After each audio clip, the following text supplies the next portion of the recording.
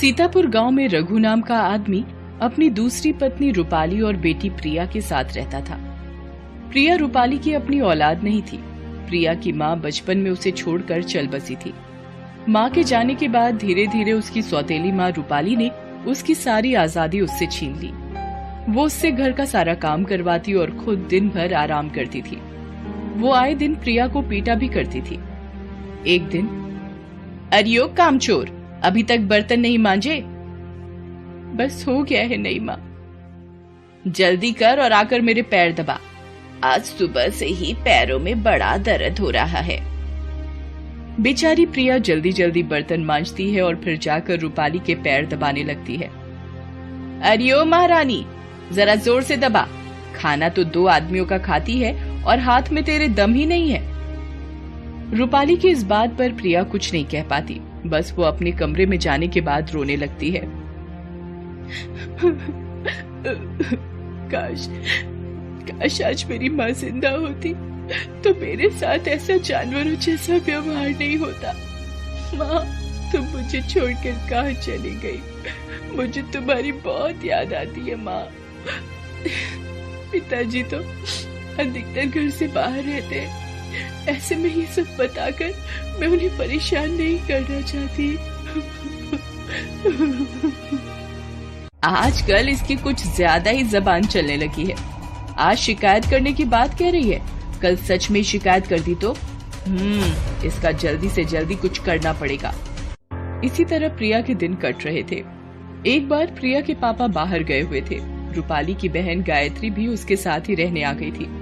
बेचारी प्रिया को अब रूपाली के साथ साथ अब गायत्री का सारा काम, जैसे उसके जूठे बर्तन मांजना और उसके गंदे कपड़े भी धोने पड़ते थे और मार पड़ती थी सो अलग। क्या बताऊं गायत्री, इस लड़की ने तो मेरे नाक में दम किया हुआ है। काम की न काज की, दुश्मन अनाज की। आजकल तो इसकी जबान भी चलने लगी। दीदी, इससे पहले कि ये सारे घर पर राज करे और तुम घर की नौकरानी बन जाओ, तुम्हें कुछ करना चाहिए। दीदी, तुमने कहा था कि इस प्रिया के नाना नानी इसके लिए काफी जमीन जायदाद छोड़कर गए हैं। हाँ, कहा तो था, मगर वो सब तो 16 साल का होने पर ही इस करमजली को मिलेगी। हमें तो 1 फूटी कौड़ी भी नहीं मिलेगी। और अगर ये करमजली ही मर जाए तो? मतलब?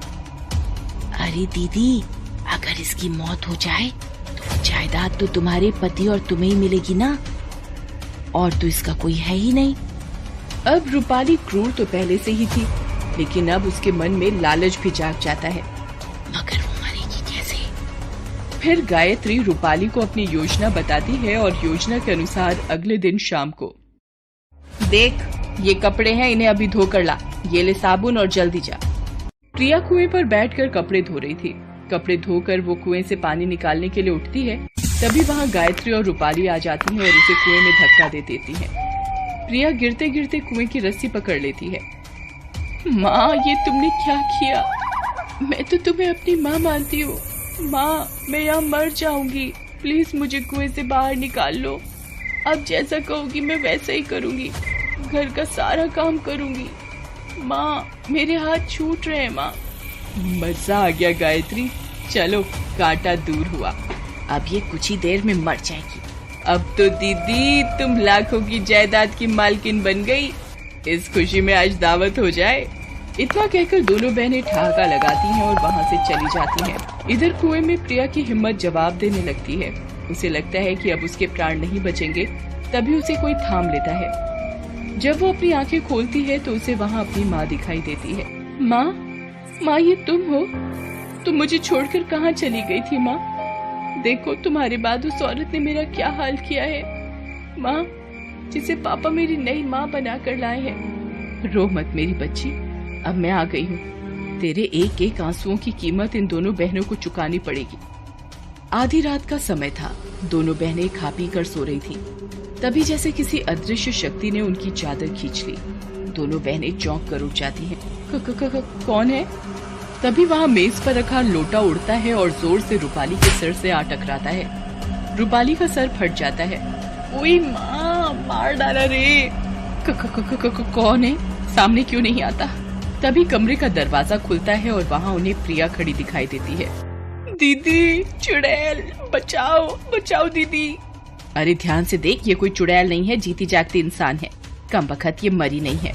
इतना सुनकर गायत्री का डर गुस्से में बदल जाता है और वो तेजी से प्रिया पर झपटते हुए कहती है, तो ये तेरा काम था कलमुही? कहर, अभी तुझे बताती हूँ।